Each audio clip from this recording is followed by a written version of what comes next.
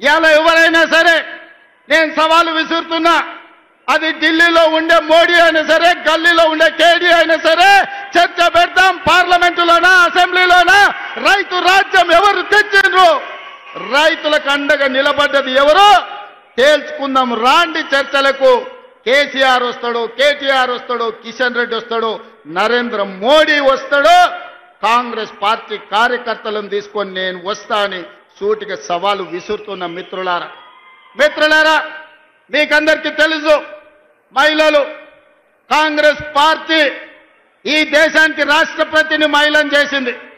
Congress party ఈ దేశానికి ప్రధానమంత్రిని మహిళను చేసింది.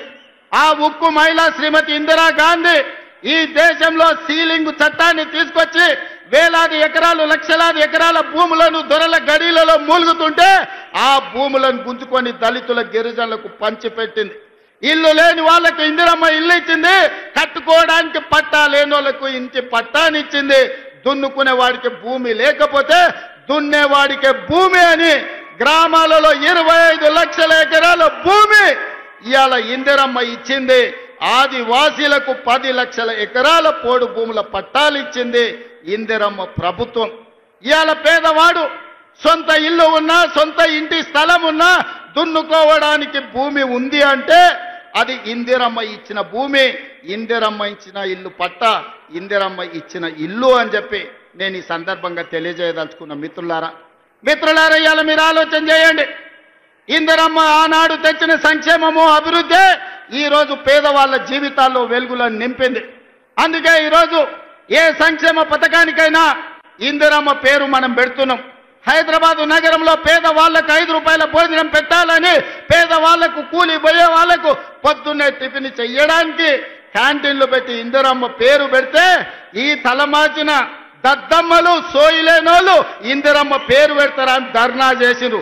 ఒక్కనొక్కని బట్టలు ఇప్పదీసి కొడితే తప్ప ఇందిరమ్మ గొప్పతనం వాళ్ళకు అర్థం కాదు అని చెప్పి నేను ఈ సందర్భంగా తెలియజేస్తున్న మిత్రులారా, ఇవాళ మహిళలకు ఆర్టీసీలో ఉచిత ప్రయాణం దాదాపుగా 6,000 కోట్ల రూపాయలతోని ఆడబిడ్డలకు ఆర్టీసీలో ఉచిత ప్రయాణం ఇచ్చినాం. ఆర్టీసీ ఉచిత ప్రయాణమే కాదు, ఆడబిడ్డలకు 1000 బస్సులు కొనిచ్చి 1000 బస్సులు ఈరోజు ఆర్టీసీ కార్పొరేషన్కు, ఆర్టీసీ బస్సుల యజమానులను ఆడబిడ్డల్ని చేసిన చరిత్ర మనది. ఒకనాడు సోలార్ వ్యాపారం, పెట్రోల్ బంకు వ్యాపారం అంటే అదాని, అంబానీలది.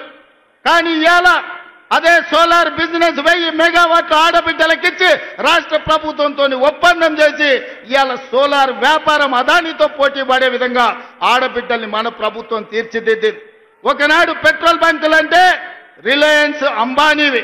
కానీ ఇవాళ ఆడబిడ్డలకు జిల్లాలల్లో పెట్రోల్ బంకులు ఇచ్చి పెట్రోల్ బంకుల వ్యాపారం ఈరోజు ఆడబిడ్డలతో చేస్తున్నాం. గ్రామాలలో ఉన్న పాఠశాలల్లో చదువుకునేది పేదవాళ్ళ పిల్లలే కాబట్టి ఆ పిల్లల తల్లులైన సెల్ఫ్ హెల్ప్ గ్రూపులకు సంబంధించిన మహిళలకు అమ్మ ఆదర్శ పాఠశాల పెత్తనం ఇచ్చి ఇవాళ బడి పిల్లల అటెండెన్స్ పంతులు తీసుకుంటే